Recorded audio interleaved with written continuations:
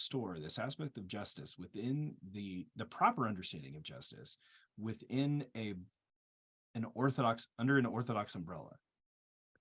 Or how do we get out of line? How do we get out of line? That might even be a better question. Yeah, which one you think is more profound? This is way more than I know we're got to wrap up the conversation.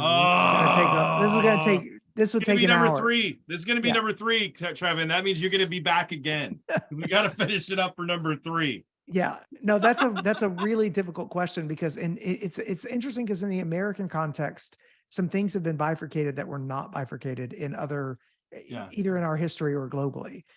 If you go back to the sort of fundamentalist modernist controversies and things like the debate over the social gospel and whatnot. And so, so in the American context, it's there in predominantly white denominations, I would say, not necessarily all the American context, but in those denominations where the fundamentalist modernist controversies were largest, there was a divorce between what was seen as social actions, the social work of the church, the social influence of the church, and historic Christian teaching, orthodoxy, and whatnot. And that bifurcation is understandable historically, but also regrettable, because it's not been the full witness of evangelicalism going back, if you go back centuries. And it's certainly not where the global church is. Look at, the initial documents, for example, of the Lausanne Conference and whatnot, of just global evangelical Congress and whatnot.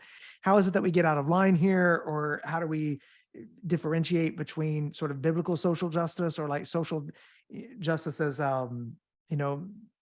Basil the Great has a book called On Social Justice from like the 400s. So it's not like that term just appeared with Marx in the 1850s or whatnot, or in the last century. That's kind of our term that's been hijacked in some ways from secular ideologies that are materialist in their understanding of reality. They don't have a place for the transcendent, that they're reductionist, and that they reduce everything to economic, class, or in more recent cases like racial categories and whatnot. The challenge here on unpacking exactly how we are able to navigate those waters is difficult, because the church has been complicit in a lot of injustice through the years. So it's not as if the church is a pristine place where we can keep polluted waters from coming in. It's a place where polluted waters have been in.